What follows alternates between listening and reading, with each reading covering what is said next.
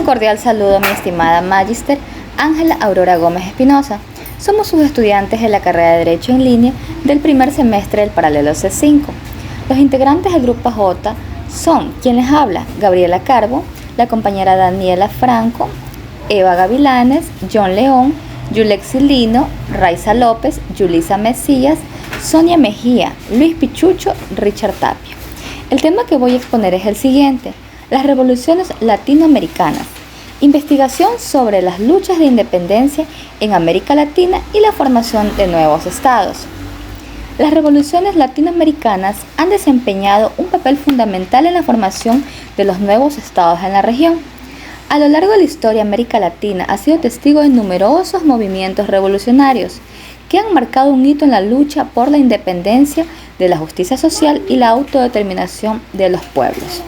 Estas han dejado un legado duradero, tanto políticos como culturales, las cuales han aportado a la creación de estados nacionales independientes y soberanos. Las revoluciones latinoamericanas del siglo XIX, entre las que desafiaron el yugo colonial y sustentaron las bases de la emancipación de las naciones latinoamericanas, tenemos a la Revolución Haitiana, la Guerra de Independencia de México y las luchas independentistas de América del Sur. Estos movimientos fomentaron la conciencia nacional, la reafirmación de la identidad y el orgullo latinoamericano, y establecieron las bases para una mayor independencia y soberanía en la región. También fueron impulsados por la lucha contra las desigualdades sociales y la búsqueda de la justicia en el siglo XX. Movimientos como la Revolución Mexicana, la sandinista en Nicaragua, buscaban principalmente la redistribución de riqueza, la eliminación de la opresión y la promoción de los derechos de los trabajadores y sectores marginados de la sociedad. Estos plantearon la urgencia de un cambio estructural y una mayor igualdad en América Latina. Hoy en día es importante recordar y valorar estas revoluciones como parte de nuestro patrimonio histórico y como un recordatorio a la lucha constante por la libertad y la igualdad. En el desarrollo tenemos el impacto de la colonización y el dominio español en América Latina. La colonización española estuvo marcada por la explotación de los recursos naturales y la mano de obra indígena. Los españoles buscaron enriquecerse a través de la extracción de minerales y la explotación de las plantaciones, lo que llevó al despojo de las tierras indígenas. Este aprovechamiento causó un gran sufrimiento en la población nativa. Dieron a disminuir sus poblaciones por la violencia, el trabajo forzado, las enfermedades traídas por los europeos. Y a pesar de la opresión y la violencia, la colonización también dio lugar a un proceso de mestizaje, o sea, una mezcla cultural en América Latina. La relación entre españoles, entre indígenas y africanos provocó una mezcla de tradiciones, idiomas, religiones y costumbres. Esto enriqueció la identidad y la cultura de la región, creando una mezcla de influencias europeas, indígenas y africanas, que se refleja en la música, la gastronomía, la danza y otras expresiones culturales en América Latina. El idioma español y la religión católica, siendo el idioma español la lengua más dominante en la región, y la religión católica se estableció profundamente en la sociedad latinoamericana, moldeando las creencias y prácticas religiosas de la religión. La colonización española también tuvo un impacto en el desarrollo económico y arquitectónico de América Latina. Los españoles incitaron nuevas técnicas agrícolas, ganaderas y comerciales que cambiaron la economía de la región y dejaron un legado arquitectónico notable, como lo son las construcciones de iglesias, catedrales, fortalezas y ciudades coloniales que aún se conservan en muchos países de Latinoamérica. Muchas gracias. Muy buenas noches, mi estimada abogada Ángela Espinosa y compañeros. Yo les hablaré acerca de los movimientos precursores de resistencia y emancipación. Pues esta serie de movimientos estuvieron protagonizados por pueblos indígenas, líderes como Tupac Amaru II, Bartolina Sisa quienes lucharon por la libertad y la dignidad de sus comunidades y sentaron bases para realizar la lucha autónoma, reafirmando sus derechos e identidades. Y aunque en América Latina la esclavitud era brutal y deshumanizante, esclavos africanos también formaron sus grupos de movimientos en contra de sus opresores, luchando por la igualdad y la justicia social. Previo a estas guerras también surgieron sociedades secretas y conspiraciones en Latinoamérica, sociedades como la Logia de Lautaro en Chile, la Sociedad de Guadalupe en México, las cuales buscaron fomentar el deseo de un autogobierno y la conciencia nacional, pero también sin antes dejarle de mencionar a Simón Bolívar, a José de San Martín y a Bernardo O'Higgins, quienes desempeñaron un papel importantísimo en la independencia de América Latina. También les hablaré acerca de la influencia que tuvo la Revolución Francesa y la Ilustración en el pensamiento independentista. Nos dice que los ideales de la Revolución Francesa eran la igualdad, la libertad y la fraternidad, las cuales resonaron aquí en Latinoamérica, que alimentaron la emancipación de la dominación colonial. Durante estas revoluciones se declaró los derechos de los ciudadanos. Los filósofos que fomentaron o promovieron estas ideas fueron Voltaire, Rousseau, Montesquieu, quienes defendían la razón y el conocimiento científico y la crítica al abuso del poder. Todas estas ideas fueron adoptadas y utilizadas como base para argumentar la independencia en Latinoamérica, pero ¿de qué manera Latinoamérica tuvo conocimiento sobre estas ideas, o de qué manera ingresó estas ideas aquí en Latinoamérica también, fue a través de periódicos, libros, panfletos, los cuales se introdujeron desde Europa, y todas estas ideas pues se utilizaron como herramientas para despertar la conciencia y el deseo a la emancipación. Muchísimas gracias. A continuación, mi compañera Eva Gavilanes. Buenos días, doctora Aurora Espinosa Gómez, magíster de la materia Teoría General del Estado, Estado Plurinacional y Sociología Jurídica. Reciba usted un cordial y afectuoso saludo. Soy el estudiante John David León Bajaña, de la carrera de Derecho en línea, del grupo J. Tema: Revoluciones Latinoamericanas. Investigación sobre las luchas de la independencia en América Latina y la formación de nuevos estados. Hoy voy a hablar de las etapas de la independencia en América Latina. Las primeras exploraciones geográficas en 1492 y 1519. Durante estos viajes se realizaron los llamados primeros grandes viajes de descubrimientos europeos, a partir de las travesías de Cristóbal Colón. En esta fase se creó una base firme en las Antillas, la Española desde 1493, Puerto Rico 1508, Jamaica 1509 y Cuba 1508 y 1511. Para las futuras incursiones en el continente, aunque el denominador común de estas primeras travesías fue la búsqueda de un paso para llegar por una vía más rápida y barata que la tradicional al oriente, y sus productos, especies, drogas, materiales, tintorerías, metales preciosos, etc. Los primeros pequeños establecimientos fundados en la masa continental se crearon en la costa del Coro, en Venezuela, y en Darién, Panamá, a partir de 1509. Vasco Núñez de Balboa cruzó 3 años después del Istmo de Panamá y llegó al Océano Pacífico, que denominó Mar del Sur. Ningún estrecho o comunicación entre el Atlántico y el Pacífico pudo ser hallado en estos años, se firmó el Tratado de Tordesillas en 1494, que implicó el primer reparto del mundo entre España y Portugal.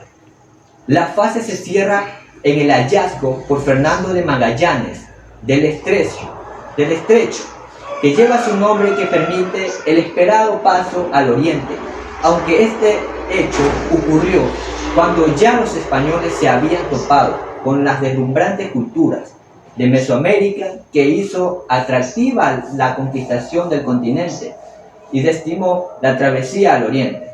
Conquista de Mesoamérica y el área andina en 1519 y 1535. Esta fase se distingue porque en ella se lleva adelante las famosas expediciones de conquista que culminaron con el sometimiento de las grandes culturas indígenas, en particular la azteca, maya e inca. La conquista por Hernán Cortés de la Confederación Azteca entre 1519 y 1522 y el Imperio Incaico por Francisco Pizarro de 1532 a 1533. Fueron los dos grandes momentos de las conquistas. A ellos siguieron en esta fase la ocupación española de México Central y una buena parte del meridional, el norte de Centroamérica en 1524 y el área andina en 1539, así como el sometimiento de los mayas de Yucatán en 1527 y 1546. Los tesoros encontrados en México y Perú, junto a poblaciones mucho más avanzadas que las existencias en las Antillas, inauguraron la denominada época próspera de la conquista. Al toparse con estas grandes civilizaciones, los europeos se sintieron cautivados por el oro y la perfección de las construcciones en piedras. Las búsquedas de metales preciosos se convirtió, a partir de la conquista de México, en el motor impulsor de la colonización española, así como de las estructuraciones de nuevos dominios en las Indias.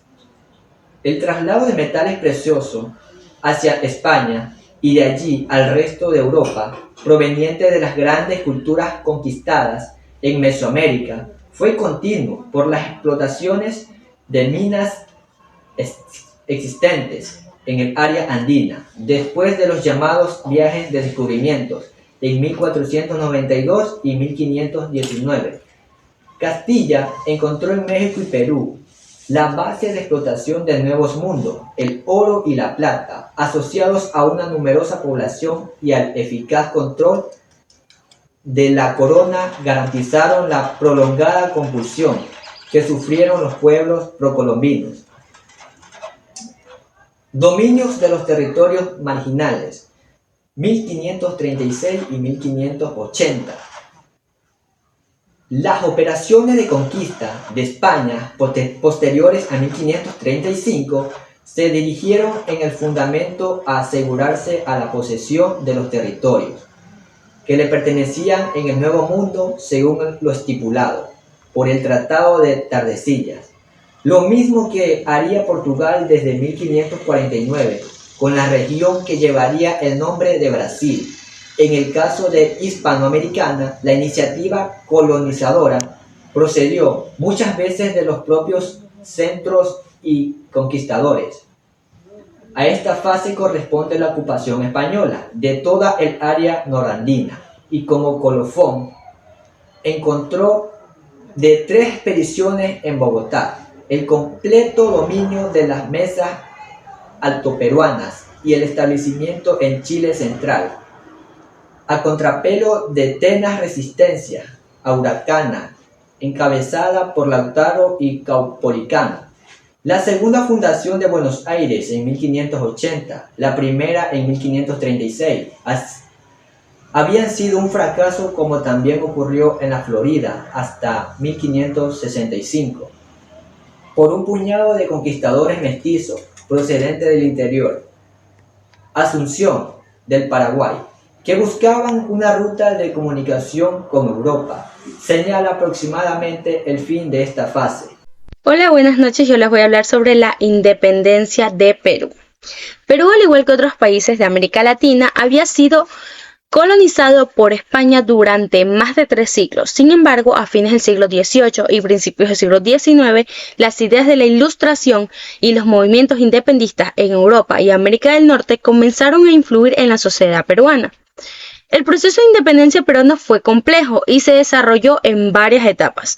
Uno de los momentos claves fue la proclamación de la independencia por parte de José de la Riva de Agüero en 1821, quien se convirtió en el primer presidente del Estado libre de Perú. La batalla decisiva de la independencia de Perú fue la batalla de Ayacucho en 1824, donde las fuerzas patriotas lideradas por Simón Bolívar y Antonio José del Sucre obtuvieron una victoria contundente sobre las fuerzas realistas y españolas. La independencia de Perú tuvo un impacto significativo en la región latinoamericana, inspiró a otros países para luchar por su libertad y desafiar el dominio español. Las luchas de la independencia en América Latina. Para comprender la visión de Bolívar es esencial considerar el contexto histórico y político en el que vivió. América Latina estaba dominada por el yugo colonial español y Bolívar fue testigo de la injusticia y la opresión que esto implicaba. Inspirada por las ideas de la Ilustración y la Revolución Francesa, Bolívar se convirtió en un ferviente defensor de la independencia y la autodeterminación de las naciones latinoamericanas. Una de las expresiones más claras de la visión de Bolívar fue la creación de la Gran Colombia, una federación que buscaba unir los países liderados de la dominación española. Bolívar creía firmemente en la necesidad de la unidad para crear la estabilidad y el proceso de su región. Su visión trascendía las fronteras nacionales y agotaba por una identidad latinoamericana compartida. Bolívar entendía que para mantener una América Latina libre y unida era necesario encontrar su equilibrio entre la libertad individual y la autoridad del Estado. Si bien valoraba la libertad y la democracia, también reconocía la importancia de un gobierno fuerte y centralizado para garantizar la estabilidad y evitar la fragmentación. A pesar de los esfuerzos de Bolívar, su visión de una América Latina unida y libre aún enfrenta desafíos en la actualidad. La región sigue lidiando con personas con la corrupción, la pobreza y la falta de integración. Sin embargo, su legado perdura en la memoria colectiva y latinoamericana y sigue siendo la inspiración para aquellos que luchan por la justicia y libertad y la unión de una región. Buenas noches, estimado magíster y compañeros. Me presento, soy estudiante de la carrera de Derecho en línea del aula C5. Mi nombre es Fernando Pichucho. Dando continuidad a la exposición de los compañeros de este presente grupo, el tema que voy a exponer es sobre Simón Bolívar y su liderazgo en la lucha por la independencia de Venezuela, Colombia, Ecuador, Perú y Bolivia. Con esto podemos analizar que Bolívar demostró habilidades militares excepcionales en su lucha por la independencia, liderando ejércitos compuestos por voluntarios patriotas. Bolívar llevó a cabo una serie de campañas militares audaces y tácticamente brillantes, desde la batalla de Carabobo en Venezuela hasta la batalla de Ayacucho en Perú. En esto también tenemos que resaltar que Bolívar logró derrotar a las fuerzas realistas y allanar caminos hacia la independencia de las naciones sudamericanas. También podemos acotar que Simón Bolívar tenía una visión audaz y ambiciosa de una América Latina unida y libre. No se conformaba con la independencia de naciones individuales, sino que buscaba la integración y la unión de países plenamente liberados. De esto también vamos a hablar sobre la importancia de sus escritos y discursos en la difusión de ideas revolucionarias. A esto tenemos que acotar y analizar que Bolívar utilizó sus escritos y discursos para persuadir e influenciar en la opinión pública. A través de argumentos sólidos y convincentes, logró convencer a otros líderes y a la población en general de la necesidad de la independencia y la construcción de una nueva sociedad. Esa ha sido mi exposición. Gracias. Buenas tardes, estimada docente. Mi nombre es Andrea López, de la carrera de Derecho en Línea de la Universidad Estatal de Milagro. Siguiendo con nuestro tema de las luchas por la independencia, quisiera dar una pequeña introducción acerca de nuestros líderes, quienes no solamente por el hecho de haber sido influenciados en esta época por la Revolución Francesa y por las Ilustraciones, ellos también fueron impulsados por su valentía y por sus ganas de liberar a Latinoamérica del yugo español. Podemos hablar entonces de José de San Martín, el más conocido como el protector de Sudamérica. José de San Martín era un político militar que basaba sus técnicas de lucha y de combates en base a una forma táctica e inteligente. José de San Martín creía conveniente que al crear frentes militares con estrategias claras era lo único que podía asegurar sus victorias. Una de las victorias más conocidas de José de San Martín fue la lucha en Maipo y la lucha en Chacabuco. Empezaremos hablando de la lucha en Chacabuco, que se dio en el año 1817. Esta lucha fue una lucha muy particular, pues José de San Martín utilizó una estrategia muy conocida que se llamaba la sorpresa. ¿Por qué le decían la sorpresa? Porque esta lucha se dio al amanecer. Él llevó sus tropas por las montañas de los Andes, sorprendiendo a las tropas españolas. Lideró sus frentes junto a el comandante Huggins. Se dividieron en dos para atacar a las tropas de la colonia española, y en vista de que ellos no se esperaban este combate sorpresivo, ellos atacaron de una manera envolvente que sin lugar a duda no les dio quizás opción de reacción a las tropas enemigas. Uno de los errores que quizás cometieron en esta guerra fue que al momento de que escaparon muchos de los sobrevivientes, soldados de la colonia, huyeron hacia el sur. Esto, sin duda, fue una de las causas por las cuales la independencia de Perú se vio afectada, retrasándola con varios años más tarde. Esta lucha de Chacabuco fue un proceso para la independencia de Chile. Luego de esta lucha conocemos la lucha que se dio en Maipo.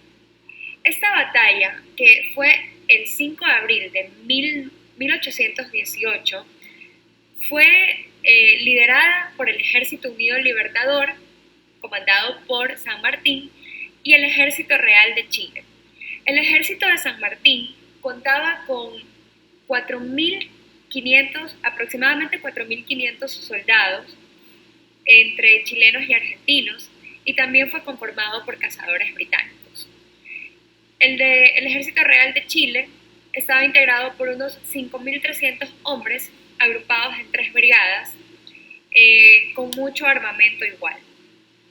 Pero la valentía de San Martín y sus tácticas, que vale la pena recalcar nuevamente, lograron que éste pueda salir victorioso asegurando la independencia de Chile. Estas guerras o estas batallas asentaron unas bases muy sólidas para lograr la independencia de Perú más tarde. Podemos recordar que la independencia de Perú fue una de las últimas en darse debido a que los españoles tenían muchos intereses de por medio en estas tierras. Intereses que se vieron más reflejados en la minería, ¿no? En la explotación minera. Después de estas guerras, San Martín, o sea, un par de años más tarde, se va hasta Guayaquil, donde se da la reunión muy famosa entre San Martín y Bolívar en el año 1822, donde San Martín decide dar su poder a Bolívar y darle sus tropas para que éste tenga el mando total de todo, ¿no? Creyendo en sus ideales y creyendo en que el poder solo debía manejarlo una persona, da este poder a Bolívar, considerando y confiando de que el poder debía estar en una persona que incluya a la participación ciudadana de la misma. Esta renuncia se puede decir que fue muy criticada, pero San Martín dejó muy en claro que lo hacía ligado a sus principios, pues él consideraba que quizás estar mucho tiempo frente a un poder podía hacerlo caer en una dictadura. Y también consideraba, y estaba muy claro, en que quizás su formación militar no era todo lo que un gobernante necesitaba para poder dirigir un estado. Muchísimas gracias. Le doy el paso a mi siguiente compañero. Bueno, muy buenas noches con todos, esperando que se encuentren muy bien. Hoy día voy a hablar sobre el tema de Miguel Hidalgo, el padre de la independencia de México. El grito de Dolores, pronunciado por el sacerdote Miguel Hidalgo y Costilla, fue el 16 de septiembre de 1810. Eso fue lo que inició la lucha de la independencia de México y por lo tanto se convirtió en un símbolo histórico a la resistencia contra el dominio español en América Latina. México antes era muy conocido como Nueva España. El grito de Dolores, pronunciado como la localidad, fue un llamado a la rebelión contra el dominio español. Hidalgo, desde el púlpito de la iglesia, incitó al pueblo a levantarse con armas y a luchar contra la independencia. Sus palabras resonaron en los corazones de miles de personas que se unieron a la causa, formando un ejército improvisado compuesto por campesinos, indígenas y personas de diferentes clases sociales. El grito de Dolores fue un llamado a la justicia social y a la igualdad. Denunció las desigualdades y los abusos sufridos en el pueblo, donde se convocó a la unidad para luchar por un México mejor, por un México libre de independiente. Su grito era ¡Viva México!, en el cual se convirtió en un lema de la lucha por la independencia y un símbolo de identidad nacional mexicana. Por eso el grito de Dolores es celebrado hasta el día de hoy con una fecha histórica y un símbolo de lucha por la libertad y independencia de México. Cada año se celebra el 16 de septiembre y se conmemora con ceremonias y celebraciones en todo el país. Muchas gracias. Bueno, ahora vamos a hablar sobre el impacto que tuvo la muerte de Miguel Hidalgo en el país de México. Actualmente este país celebra el 15 de septiembre como el Día de la Independencia, pero originalmente en esta fecha no se da la liberación total de este país, sino que en esta fecha exacta pues sucede un acontecimiento bastante importante, que a raíz de este se desencadenaron muchas batallas que fueron esenciales o clave para la liberación total de este país. El 15 de septiembre pues Miguel Hidalgo da un emotivo discurso, o como el famoso grito de independencia que es más conocido, con el cual muchísima gente, muchos mexicanos nativos y criollos pues se motivaron para unirse a las fuerzas insurgentes, para continuar con la lucha y así poder llegar a la liberación. Bueno, a partir de esta fecha, recalco, el 15 de enero de 1811, es una fecha bastante importante, ¿no?, para que podamos entender un poco la muerte de Hidalgo, ya que en esta fecha, lamentablemente, el ejército insurgente sufre la derrota ante el ejército realista. Y a raíz de esta derrota, el ejército insurgente debe dar la retirada. Da la retirada y empieza su marcha hacia Estados Unidos, encabezada obviamente por Miguel Hidalgo y Allende, que eran las dos personas que iban al frente de este ejército. Pues se dirigían a Estados Unidos con la esperanza pues de encontrar armamento y personas que se quieran unir a su lucha, pues como sabemos tuvieron una derrota, y en las derrotas pues hay pérdidas de personas, de armas, entonces necesitaban reforzarse. Al llegar pues al hacer este movimiento, una persona que es también bastante clave, que es Ignacio Elizondo, una persona que al principio de todo este proceso independentista,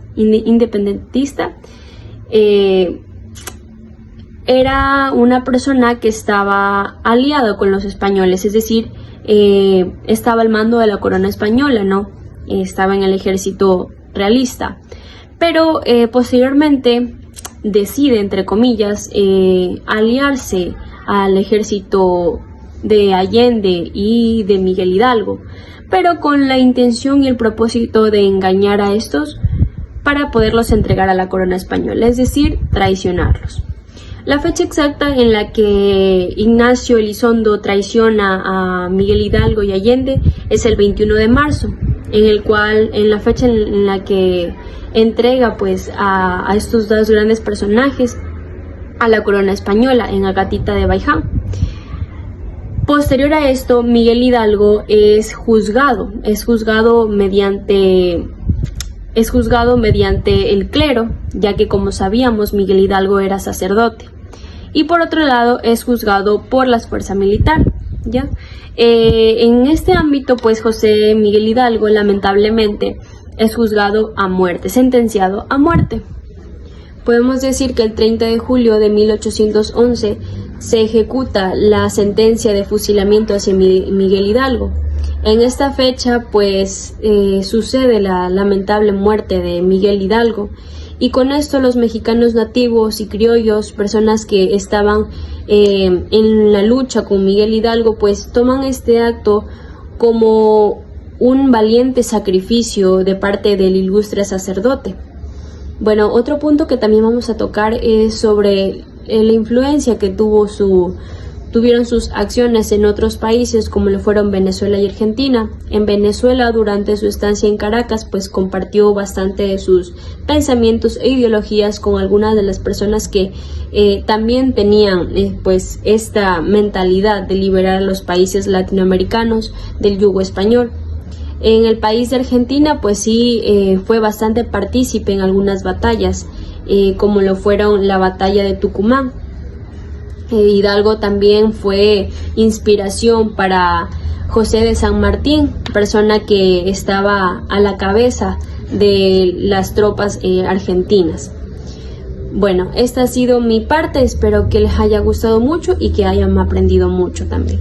Estimada docente, estimados compañeros, yo me voy a referir a la creación de nuevos estados en Latinoamérica mediante un breve análisis en el que podemos hablar de estos acontecimientos mismos que nos trasladan hasta el siglo XVIII y parte del siglo XIX, donde figuras icónicas, figuras heroicas y hoy en día célebremente recordadas como héroes en cada una de sus naciones, se destacaron para convertir a cada uno de sus territorios en repúblicas, siendo así el caso de México, en el que tuvieron a Miguel Hidalgo y José María Morelos como sus libertadores, personas que heroicamente trabajaron y lucharon para que México sea un país libre y soberano, logrando este gran objetivo. En el caso de Ecuador, Colombia, Panamá y Venezuela, territorios que algún día estuvieron unidos y que conformaron la Gran Colombia, tuvieron a Simón Bolívar como su libertador. Claro que por diferencias políticas regionales ellos se separaron para que cada uno de ellos conforme un país diferente. En el caso de Argentina, este país se independizó gracias a José de San Martín y se convirtió en un país libre de la mano de este heroico ciudadano argentino. Cabe destacar que, y nos llama un poco la atención, de que Brasil fue el único país en conseguir su independencia de manera pacífica, siendo Pedro I su primer emperador. Chile logró su independencia gracias a Bernardo Higgins. Perú tuvo a José de la Riva, Agüero y Sánchez Boquete como sus libertadores. Uruguay tuvo que librar grandes batallas para conseguir su independencia, y como lo había indicado anteriormente, Simón Bolívar fue uno de los libertadores de Venezuela, que junto a Francisco de Miranda lograron aquel gran objetivo para que Venezuela sea un país libre. Como conclusión, compañeros y docentes, podríamos destacar dos grandes acciones. El caso de México, que trabajó por la igualdad y los derechos sociales de todos, sentando las bases para una reforma agraria que fue incluida a nivel de toda la región. En el caso de Argentina también se distinguió por apoyar los derechos laborales. Esto fue impulsado por la célebremente recordada Eva Perón. En Cuba también hubo un hito importante en la lucha por la justicia social y sobre todo por la igualdad en América Latina. Compañeras y docentes, muchas compañeras, compañeros, esta ha sido